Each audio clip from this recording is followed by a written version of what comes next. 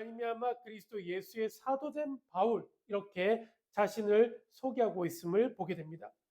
로마서도 그렇고요. 고린도전후서, 에베소서 등 거의 대부분의 바울 서신서들을 보게 되면 그는 자신을 예수 그리스도의 종이나 그리스도 예수의 사도된 자, 이렇게 자신을 소개하고 있음을 볼 수 있습니다. 바울은요, 하나님께로부터 특별한 임무를 받은 사람, 즉 이방인들에게 주님의 복음을 전하기 위해 보내심을 받은 사람, 이방인의 사도였음을 우리는 잘 알고 있습니다. 자, 1절 말씀을 우리 함께 보면, 하나님의 뜻으로 말미암아 그리스도의 예수의 사도된 바울과 형제 디모데는, 자, 바울은 먼저 자신을 가리켜서 하나님의 뜻으로 말미암아 그리스도 예수의 사도가 되었다, 이렇게 말하고 있습니다. 사도란 무엇인가? 지난주에 말씀드렸으니까 기억하셔야 됩니다. 사도 뭐라고 얘기했죠? 보내심을 받은 자, 이렇게 되어 있습니다. 그래서 좁은 의미로는 예수님의 12사도, 그러니까 예수님의 12제자였다가 나중에 12사도로 불리게 되었죠. 그리고 넓은 의미로는 예수 그리스도의 복음과 그레이트 커미션, 대위임령을 위해서 세상에 보내심을 받은 모든 그리스도인들을 의미한다는 말씀드렸습니다. 자, 그런데 오늘 본문의 이 말씀에는 바울은 자신이 사도가 된 것은 자신의 의지나 결단이 아니라 어떤 사람들과 단체 추천이나 임명으로 된 것이 아니라 하나님의 뜻으로 말미암아 사도가 되었다, 이것을 강조하고 있음을 알 수 있습니다. 자, 그런데 이 당시 사도로서 불릴 수 있는 자격은 쉽게 얻을 수 있는 것이 아니었습니다. 자기가 원한다고 해서 사도가 될 수 있는 것은 아니라는 것이죠. 자, 그래서 사도행전 1장 21절 22절을 보시게 되면 사도의 자격을 얻기 위해서 필요한 조건들을 기록하고 있는데요. 이렇게 기록하고 있습니다.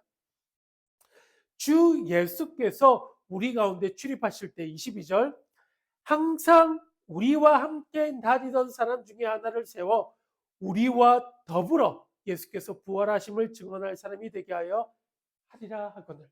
자, 첫 번째 조건은 무엇인가? 예수께서 우리 가운데 출입하실 때 항상 우리와 함께 다니던 사람 중에 하나여야 하고, 둘째로는 우리와 더불어서 예수께서 부활하심을 증언할 사람이어야 된다. 이 두 가지를 밝히고 있음을 보게 됩니다. 자, 그런데 바울의 경우 예수님께서 공생의 기간 중 바울을 직접 제자로 선택하지 않으셨을 뿐더러 예수님과 항상 함께 다니던 사람이 아니었기 때문에 이 첫 번째 조건에 맞지 않는 사람이었죠. 하지만 바울은 다메섹 도상에서 부활하신 예수 그리스도를 직접 만나는 특별한 사건을 통해서 12제자와 동등한 사도로서의 권위를 부여받게 됩니다. 자, 그리고 두 번째 조건, 우리와 더불어서 예수님께서 부활하셨다는 것을 증언할 사람. 여기에서도 바울은 보통의 사도들과는 달랐습니다. 바울은 예수님께서 부활하셨다, 부활의 복음을 증거하기는 했지만요, 제자들과 함께 증거하지도 않았고, 제자들은 유대인들에게 이 복음을 전했는데 유대인들에게가 아니라 이방인들 중에 들어가서 이방인들의 사도가 되었으니까 이 두 번째 조건에도 부적합하다, 이렇게 말할 수 있을 것입니다. 이 때문에 바울을 대적하는 자들은 그의 사도권에 대해서 늘 시비를 걸었던 터라 본문을 처음 시작하면서 바울이 밝히고 있는 것처럼 나 스스로 사도가 된 것이 아니라 하나님의 뜻으로 말미암아 나 바울은 그리스도의 예수의 사도가 되었다, 이렇게 밝히는 것은 매우 필요한 조치였다 할 수 있습니다. 하나님께서 주신 권한, 하늘로부터 주어진 권한은 그 누구도 손상 입힐 수 없으며 그 권한은 하나님께서만 주실 수 있고 오직 주님께서만 거두어 가실 수 있는 것입니다. 따라서 이 1절 말씀에서 바울 지금 자신에게 주어진 사도의 권한은 사람에게서 시작된 것이 아니요 오직 하나님의 절대적 주권 아래에서 시작된 권한임을 밝히는 것은 매우 중요한 의미를 가진다 할 수 있습니다. 자, 계속해서 1절 후반부 말씀에는 1절 후반부에는 고린도에 있는 하나님의 교회와 또 온 아가야에 있는 모든 성도에게 이렇게 기록하고 있는데요. 자, 이를 통해서 편지의 수신자가 누구인가? 고린도에 있는 하나님의 교회와 또 온 아가야에 있는 모든 성도들이 편지의 수신자임을 알 수 있습니다. 그리고 바울은 교회를 부를 때 하나님의 교회라고 불렀습니다. 이것은 교회의 소유자는 사람이 아니다. 교회의 주인은 바로 하나님이다. 이것을 뜻하는 것입니다. 이 당시 고린도 교회 안에 있는 자들 중에 교회는 자기 것으로 취급하면서 권위만을 내세우는 자들, 자신들만이 그리스도께 속해 있다 주장하며 바울을 적대시하는 자들이 있었는데, 바로 이들을 향해서 교회는 그 누구의 것이 되어서는 안 되고 하나님의 것이어야 한다. 교회는 오직 하나님의 교회가 되어야 함을 이야기하고 있는 것입니다. 또한 아가야에 있는 모든 성도들에게 이렇게 쓴 까닭은 당시 로마가 이렇게 그리스도 지역을 크게 이렇게 2등분해서 통치했다 알려져 있는데요. 마게도냐와 아가야 이렇게 두 부분으로 나누어서 통치를 했던 것입니다. 마게도냐는 에피루스, 데살리, 갈시디스를 포함하는 이 중북부 지방을 일컫는 곳이었고요. 아가야는 아덴과 필로폰네소스를 포함하는 남부 지방 쪽을 말하는 것입니다. 이 당시 아가야의 수도가 고린도였고요. 고린도는 그리스 하면 제일 먼저 떠오르는 도시 어디입니까? 그렇죠. 아테네. 아테네보다 더 큰 도시였다 알려져 있죠. 그래서 고린도에 있는 하나님의 교회와 온 아가야에 있는 모든 성도에게 이렇게 수신자를 밝히고 있는 것은 아가야의 수도였던 고린도뿐만 아니라 고린도를 포함하는 아가야 전 지역의 성도들이 이 편지를 읽기를 희망해서였던 것입니다. 자, 계속해서 본문 3절에서 7절까지를 이렇게 여러분들이 좀 주의 깊게 보시게 된다면 여기에서 가장 많이 나오는 단어가 있습니다. 어떤 단어일까요? 3절에서 7절까지를 보시면 가장 많이 나오는 단어가 있습니다. 어떤 단어일까요? 위로라는 단어가 가장 많이 나옵니다. 위로. 무려 10번에 걸쳐서 계속해서 나오고 있습니다. 그리고 그와 비슷한 비율로 나오는 단어가 한 가지 더 있습니다. 뭘까요? 환난과 고난이라는 단어입니다. 환난과 고난. 3절에서 8절까지를 보면 이 환난과 고난이라는 단어 역시 8번이나 연속해서 사용하고 있음을 보시게 될 것입니다. 바울이 이렇게 위로 그리고 환난과 고난 이 단어를 비슷한 비율로 사용한 분명한 이유가 있을 것이다. 저는 이렇게 생각합니다. 그것은 환난과 고난이 있는 그곳에 반드시 하나님의 위로가 있다.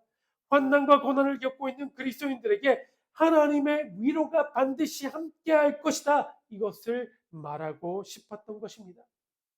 바울 본인의 체험이 그것을 생생하게 증언하고 있기 때문입니다. 우리 역시 세상을 살아가다 보면 때때로 어려운 일들을 만날 때가 있습니다. 환난과 고난의 시간을 겪으며 살아갈 수밖에 없습니다. 그리고 우리가 알아야 하는 것은 세상을 살아가는 모든 사람들이 이 환난과 고난으로부터 제외된 채 살아갈 수 없다라는 것입니다. 종류나 형태만 다를 뿐 우리 모두는 다양한 고난과 환난을 겪으면서 살아가고 있는 것이죠. 성경에서도 고난받은 자들의 이야기가 참으로 많이 나오고 있습니다. 지난주에도 얘기한 것 같이 욥의 경우 얼마나 극심한 고난을 겪었는지 우리는 너무나 잘 알고 있고요. 이스라엘 백성들이 애굽에서 겪어야만 했던 고난을 가나안 땅에 들어가기까지 40여 년 동안 메마르고 척박한 광야길을 걸어가야만 했던 고난의 여정을 우리는 잘 알고 있습니다. 또 우리는 예수님의 십자가를 묵상하면서 우리를 그토록 사랑하셔서 십자가 위에서 엄청난 고난 담당하신 주님께 우리의 모든 것 드리기를 결단하지 않습니까? 오늘 본문을 기록하고 있는 사도 바울은 다른 것 아닌 복음 때문에 복음을 전하면서 얼마나 많은 고난을 겪었는지 우리는 또한 잘 알고 있습니다. 그래서 고린도후서 11장을 보게 되면 바울이 복음을 전하다가 겪은 고난에 대해서 기록하고 있는 것을 볼 수 있는데요. 이러한 고난을 겪었습니다.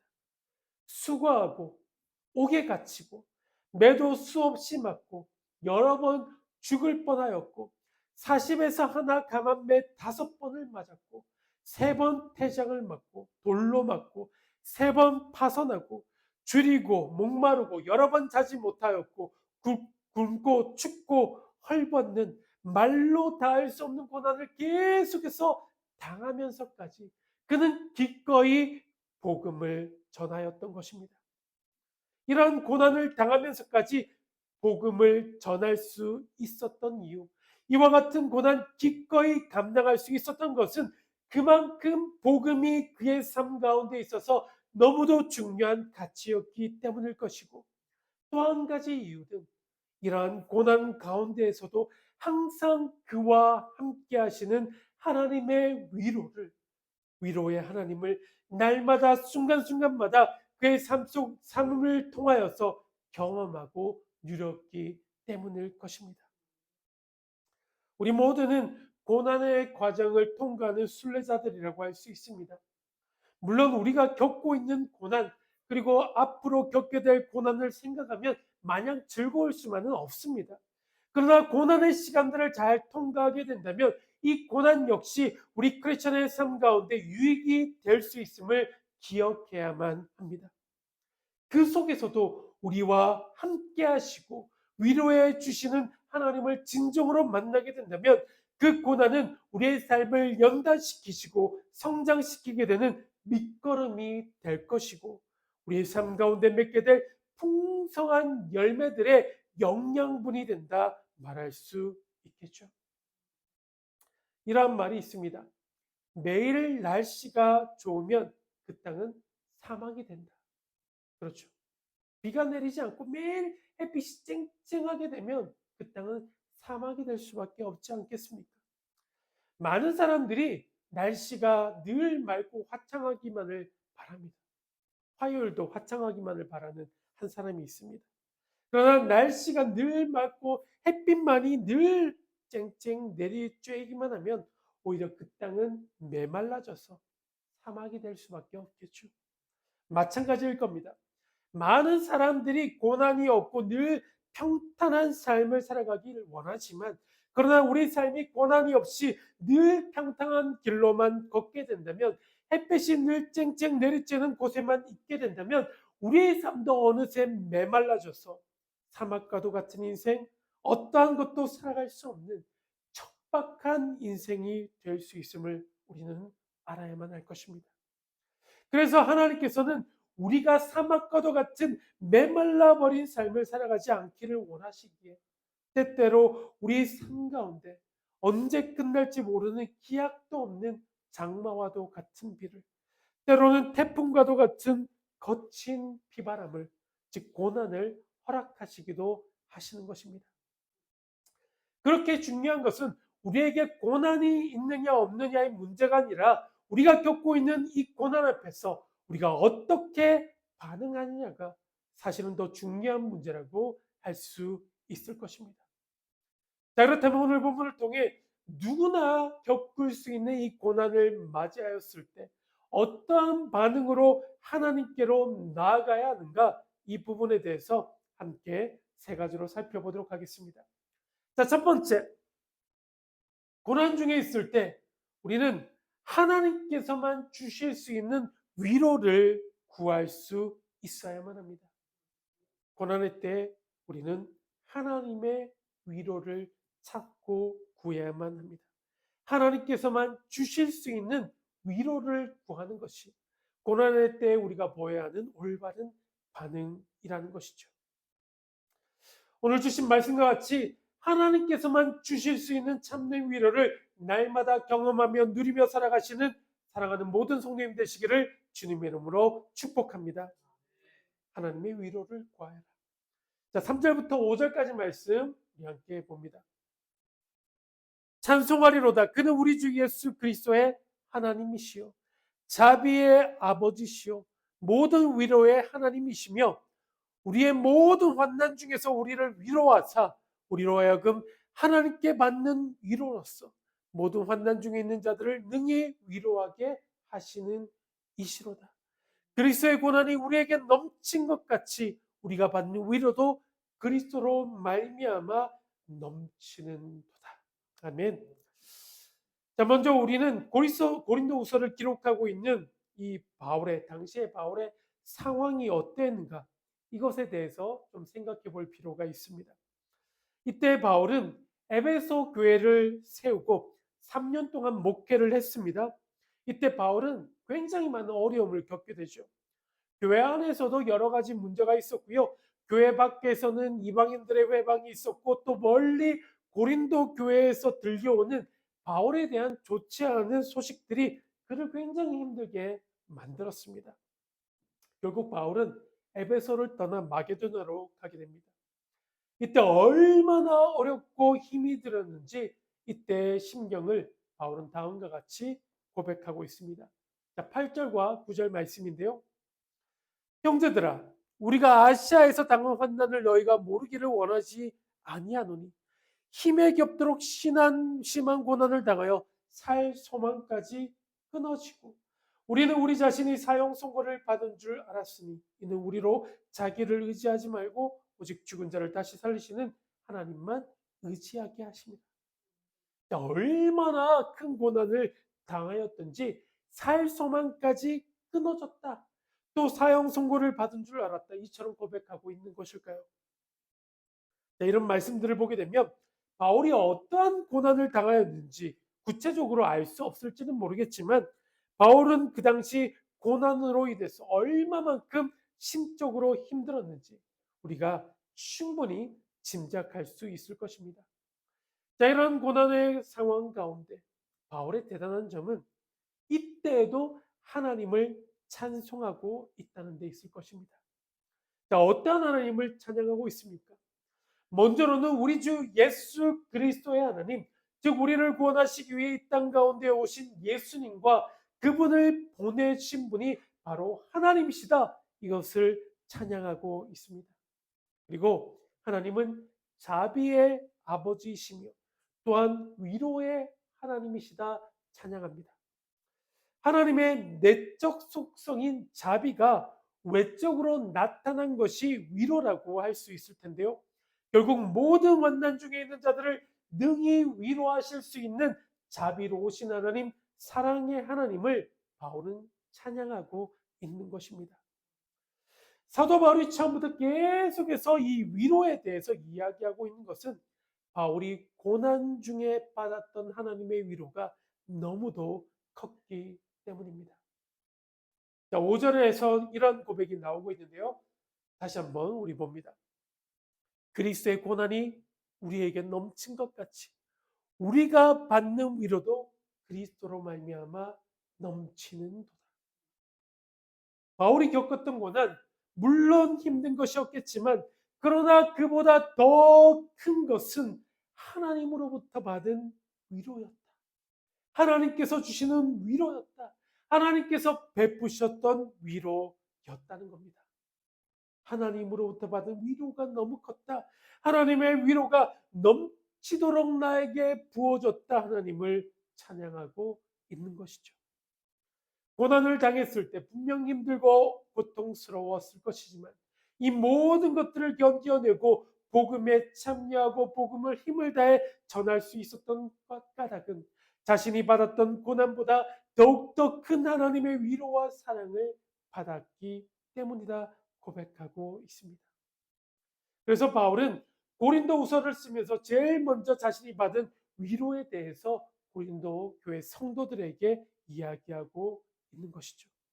바울은 물론이고 구원받은 성도가 이 세상에 남은 인생을 살아가는 매 순간순간 체험하게 되는 것이 바로 하나님께서만 베푸실 수 있는 참된 위로라는 것을 믿으시는 저와 여러분들 되셨으면 좋겠습니다.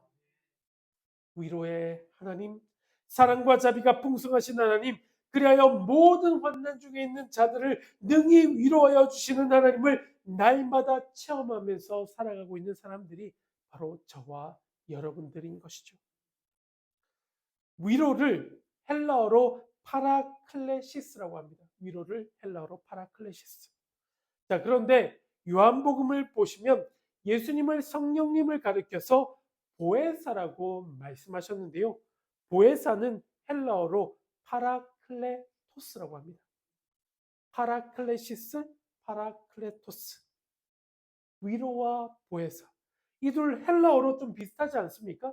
파라클레시스, 파라클레토스. 위로라는 파라클레시스, 보혜사의 파라클레토스. 이 둘은 어원도 같고 의미도 비슷합니다. 보혜사는 중보자, 변호자, 위로자라는 뜻을 가지고 있습니다. 다시 말하자면 우리 안에 내주하시는 보혜사 파라클레토스 성령님께서는 우리를 위로하시는 분이시다. 우리를 파라클레시스하는 분이시다. 예수님께서는 말씀하신 것입니다. 혹시 우리 가운데 어떠한 일로 마음이 지치고 어렵고 괴로운 분들이 계시다면 이 시간 우리를 도우시길 원하시는 성령님, 넘치도록 부어주시는 하나님의 참된 위로 파라클레시스를 경험할 수 있기를 원합니다. 고난의 때 하나님의 위로를 구하는 올바른 반응으로 나아가시기를 원합니다. 우리 모두는 하나님의 위로가 필요합니다. 하나님의 위로를 구하며 나아갈 때 모든 위로의 하나님 보혜사이신 성령님께서 우리의 마음과 생각을 지켜주셔서 어떠한 환경 가운데 있든지 우리를 위로하셔서 소망 가운데 살아갈 수 있도록 인도하여 주실 줄로 믿습니다. 아멘. 자, 두 번째입니다. 고난 중에 있을 때 우리는 하나님만을 의지할 수 있어야만 합니다. 고난의 때 하나님만을 의지하는 것. 이것이 우리가 보여야 하는 올바른 반응입니다. 고난의 때 하나님만을 의지하라. 하나님께서는 하나님만 의지하는 방법을 이 고난의 시간을 통해 배우길 원하시고 계신 것입니다. 자, 9절 말씀. 우리는 우리 자신이 사형 선고를 받은 줄 알았으니 이는 우리로 자기를 의지하지 말고 오직 죽은 자를 다시 살리시는 하나님만 의지하게 하심이라. 자, 8절과 9절을 보게 되면 바울은 힘에 겹도록 심한 고난을 당했을 때, 삶의 소망이 끊어졌을 때, 사형 선고를 받은 것 같은 극한 상황에서 오직 하나님만을 의지해야 된다는 이 진리를 처절하게 깨달았음을 알 수 있습니다. 이처럼 극한 상황이 되면 자기 자신의 힘, 아무런 소용없음을 깨닫게 됩니다. 사람들의 도움이나 물질의 힘이나 세상의 그 어떤 힘이라 할지라도 도움이 될 수 없음은 바울은 이 극심한 고난을 통해 깨닫게 되었던 겁니다.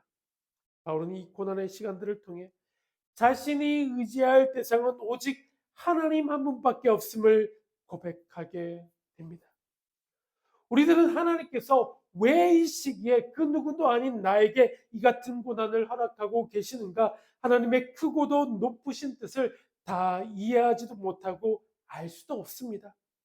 그러나 너무도 분명한 것은 하나님께서는 이러한 상황에서도 역시 우리가 하나님만을 의지하기를 진정으로 원하시고 계시다는 사실입니다.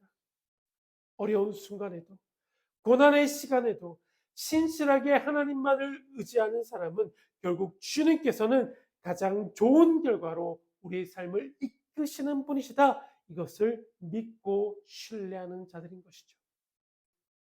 고난의 때 우리는 하나님만을 의지하는 방법을 깨달아야만 합니다. 자, 마지막 세 번째입니다. 하나님의 위로를 구하는 사람, 하나님만을 의지하는 참된 믿음의 사람들은 이 고난의 시간들을 어떤 모습으로 견뎌냅니까? 바로 평안한 마음으로, 하나님께 사실 일들을 기대함으로, 하나님께 기도함으로 살아가는 자들. 이것이 바로 고난의 때를 맞이하는 믿음의 사람들이 보이는 올바른 반응입니다. 평안한 마음 가운데 하나님께서 이루실 일들을 기대하며 하나님께 기도로서 나아가는 사람. 하나님의 위로를 구하고 하나님만을 의지하는 사람에게서 볼 수 있는 바로 세 가지 특징이 있습니다. 하나는 평안한 마음입니다. 하나님만을 의지함으로 결과적으로 그 마음 가운데 걱정과 두려움이 모두 다 사라지니 고난 중에서도 하늘의 평안을 누리며 살아가게 되는 것이죠. 또 다른 특징으로는 하나님만 의지하는 사람은 바로 하나님에 대해서 기대하는 마음으로 살아간다는 겁니다. 그래서 10절 말씀을 보시게 되면 그가 이 같은 큰 사망에서 우리를 건지셨고 또 건지실 것이며 이후에도 건지시기를 그에게 바라노라. 바울은 과거에 하나님께서 자신을 구원해 주셨던 그 경험을 잊지 않고 있습니다. 우리를 고난 가운데 버려두지 않으시고 건지셨던 하나님께서 지금 당하고 있는 고난에서도 건져내실 것이라는 믿음, 그리고 이후에도 건지실 것이라는 이 기대와 소망의 마음으로 바울은 살아가고 있는 것입니다. 하나님께서 하실 일들을 기대하는 마음으로 살아가는 것. 그리고 하나님만을 의지하는 사람의 특징은 바로 하나님께 기도한다는 것에 있습니다. 하나님께 기도하는 것. 11절 말씀을 보시게 되면 너희도 우리를 위하여 간구함으로 도우라. 이는 우리가 많은 사람의 기도를 얻은 은사로 말미암아 많은 사람이 우리를 위하여 감사하게 하려 함이라. 바울이 고린도 교회 성도들에게 우리를 위하여 기도하라. 기도함으로 자신들을 도우라고 부탁한 것을 볼 수 있습니다. 하나님만을 의지하는 사람은 다른 것에 도움을 구하지 아니하고 하나님께 기도로 나아가는 자들입니다. 이처럼 하나님만을 의지하는 삶을 살아가는 사람은 힘든 현실이지만 그 가운데에서도 하나님께서 주시는 평안함을 누리고 하나님께서 행하실 놀라운 일들을 기대하면서 기도하며 믿음의 길을 걸어가는 사람들인 것입니다. 이렇게 살아갈 때 하나님께서는 우리들에게 도움의 손길을 더하셔서 속히 이 고난의 시간이 지나가도록 역사하시는 것입니다. 우리 모두는 이처럼 하나님만을 의지하는 자가 되어야 할 줄로 믿습니다. 말씀을 정리합니다. 우리 가운데 지금 어려운 문제로 인해서 고통받는 자들이 있다면 오늘 말씀을 통해 하나님의 위로를 경험할 수 있게 되기를 간절히 소원하며 축복합니다. 자비의 하나님, 위로의 하나님께로 더욱더 가까이 나아가십시오. 그곳에서만 참된 위로가 있습니다. 하나님께서 위로하지 못할 상황은 없고 하나님께서 힘주시지 못할 영혼 없습니다. 주님께서 우리 곁에 계시면 고난이 변하여 위로가 될 줄로 믿습니다. 그래서 하나님께서 주시는 위로를 통해 다시 일어설 수 있었으면 좋겠습니다. 고난 중에 부어주시는 하나님의 위로와 하나님만을 의지하는 참된 믿음을 가지고 삶의 여정 걸어가시며 하나님께서 행하실 놀라운 일들 경험함으로 살아가시는 모든 성도님들 되시기를 우리 주님의 이름으로 간절히 축복하며 축원드립니다. 아멘. 이 시간 참된 평안함을 주실 분, 진정한 위로다 주시는 주님을 인정하며 그 주님께 우리의 마음을 드리는 찬양의 고백으로 나갔으면 좋겠습니다. 지난 찬양할 때 오직 예수뿐이네 이 찬양의 고백 함께 올려드리고 별자리 기도로 오늘 예배 마무리하겠습니다.